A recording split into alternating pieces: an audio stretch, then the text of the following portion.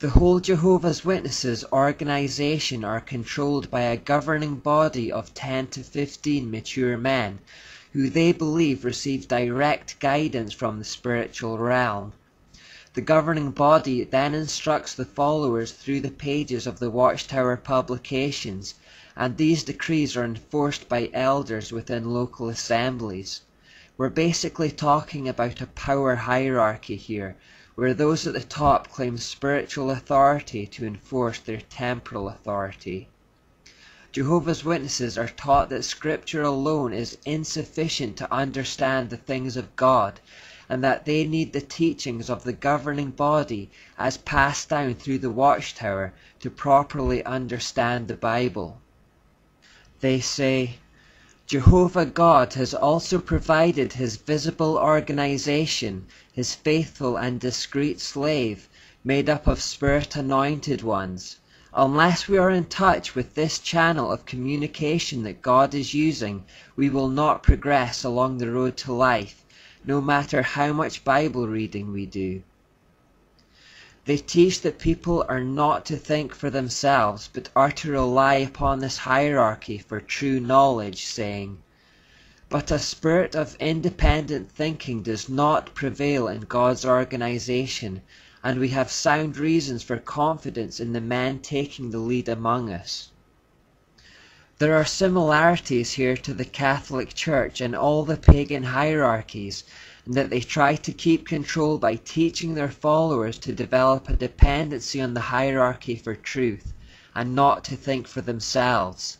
Also, like Catholicism, they strengthen that control by saying that if anyone goes against their teaching, they will be removed from the fellowship and therefore will lose their salvation. The use of guilt and fear to control the followers is enough to keep them towing the party line. Anyone who has tried to leave will know how controlling an organization it really is. Jehovah's Witnesses are also expected to spy on one another and report any misdemeanors to the elders.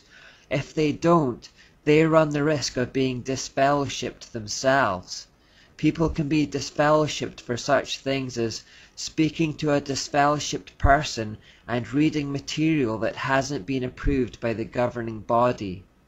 So in that we see the same old attempts to keep a firm grip on the information flows. Those information flows say that Jesus Christ is not God. Jesus Christ is a created being. The Archangel Michael is a god. That Christ's body was not resurrected, and that the Christian Church is not preaching the gospel. Why do the Jehovah's Witnesses have so many doctrines that are in common with the doctrines of demons? Well, as I mentioned, their governing body believes it is experiencing direction from the spiritual realm. They believe that direction to be angelic. Vindication, Volume 3 says, The heavenly messengers are angels of the Lord, now used by the Lord in behalf of the remnant. These angels are invisible to human eyes and are there to carry out the orders of the Lord. No doubt they first hear the instruction which the Lord issues to his remnant, and then these invisible messengers pass such instruction on to the remnant. Raymond Franz, an ex-member of the governing body, confirmed in his book, Crisis of Conscience, that they made decisions not on the Bible or by prayer, but by this angelic direction. They claim these angels also direct the writing of the Watchtower magazine. The Lord used the Watchtower to announce these truths. Doubtless he used his invisible deputies to have much to do with it.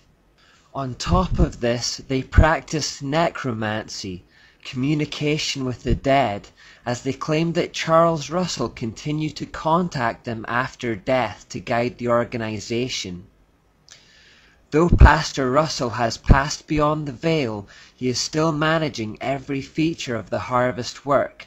We hold that he supervises, by the Lord's arrangement, the work yet to be done. Also, hence our dear pastor, now in glory, is without doubt manifesting a keen interest in the harvest work, and is permitted by the Lord to exercise some strong influence thereupon. The watchtower has made numerous false prophecies and set wrong dates that have come and gone. They have mistranslated the Bible, endorsed things like numerology, spiritism, necromancy, astrology, and masonry. Clearly, whatever they are in contact with is not from God. Finally, this is a close-up of the inscription on Charles Taze Russell's grave. You may be surprised to see what kind of shape this grave takes. What is also significant is that there's a building in the background, and if we were to walk down the slope to the foot of the flagpole, we would see this. This is the Greater Pittsburgh Masonic Center. I need to keep repeating that no human beings are our enemies, and that these individual organizations are not our enemies. Keep looking beyond the princes of Tyre to see the King of Tyre. Our enemies are spiritual, not physical.